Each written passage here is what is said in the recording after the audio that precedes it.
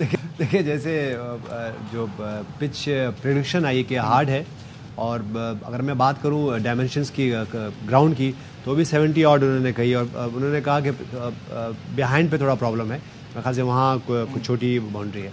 लेकिन देखिए बात असल में ये है कि अगर हम बात ये करें ना कि जैसे अगर हम पहले बात करेंगे टॉस जीते हैं मैच जीते हैं, अब ऐसा कुछ नहीं है।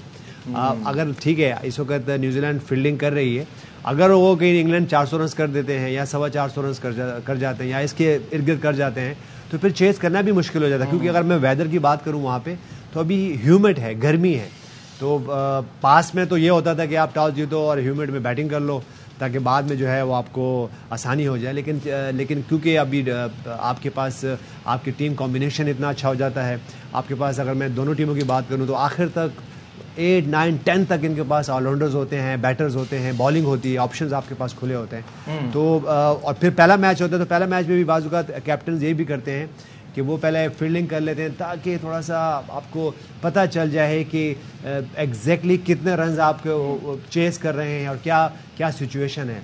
तो ये वो ट्रिकी होता है। लेकिन सबसे अच्छा हमने जो हमारे ग्रेट कोच होते थे वो ये कहते थे कि जब समझ में कुछ ना आए तो भाई टॉस जीत के पहले फील्डिंग कर लो, ताकि आपको थोड़ा सा आइडिया हो जाए कि बाद में किस तरह खेलना है। तो ये बोथ वेज है, लेकिन यहाँ न्यूजीलैंड को अच्छी बॉलिंग करनी पड़ेगी। अगर कहीं रन उनके 350 प्लस और 400 जैसे मैंने कहा कि अगर हो जाते हैं, तो फिर दोनों टीमों की जो फील्डिंग है वो भी बहुत मयारी है, तो आपके पास फिर बहुत कम चांस हो जाता है। क्योंकि चेज जब आप कर रहे होते हो और आपको हर ओवर में 8 रन और 9 रन करने हो, ठीक है, तो फिर प्रेशर आता है, चाहे जितनी भी बड़ी बैटिंग लाइन हो।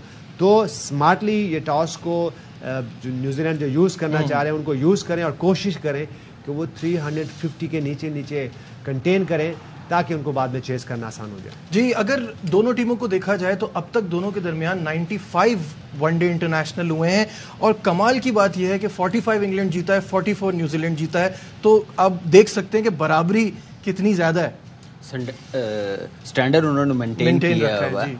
तो एक आजकल की मॉडर्न डे में क्रिकेट इन दो टीमों की इंप्रूवमेंट बहुत ज़्यादा है। जैसे इंग्लैंड ने तो एकदम से ही दुनिया में ऐसी क्रिकेट खेलनी शुरू कर दी, कोई सोच भी नहीं सकता था कि इंग्लैंड ऐसी क्रिकेट जो टेस्ट मैच में भी रिवर्स स्वीप पे मारनी शुरू कर दी इन्होंने। तो एक नज़र आ रहा है कि भाई आगे क्रिकेट किस टाइप की होने वाली, उस हिसाब से चलना। प्लेयरों को भी क्लैरिटी मिली हुई है कि आपने इस इंटेंट के साथ खेलना, तो अच्छी चीज़ है। डे बाई डे बेहतर हो रहे हैं, टॉप की टीमें हैं दोनों, और पहला मैच है, ओपनिंग मैच स्टार्ट, और अच्छा स्टार्ट मिलना बड़ा ज़रूरी होता है एक कॉन्फिडेंस गेन करने के लिए। तो मेरे ख्याल से ये मैच बड़ा दोनों टीमों के लिए बड़ा इंपॉर्टेंट है।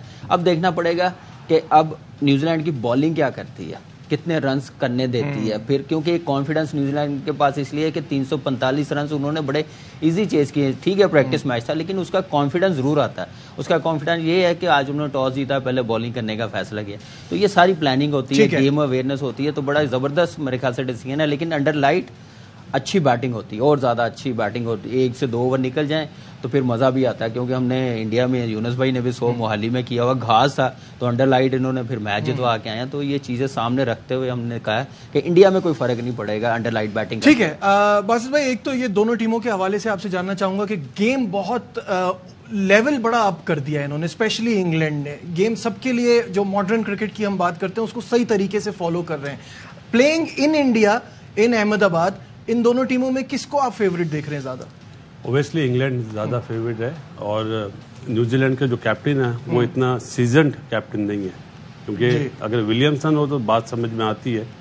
और जैसा आपको पता है बोल्ट इनका मेन बॉलर होगा, अगर वो अर्ली ऑन डैमेज कर देता है इंग्लैंड के बैटर्स को, तो मेरा ख्याल है फिर चांस है, otherwise I will go with England. ठीक है, जब हम बात कर रहे हैं स्टैट्स के हवाले से, तो नाजरीन को दिखाते हैं कि दोनों टीमों में से किसको कहां बर्तरी हासिल है, और फिर शायद साथ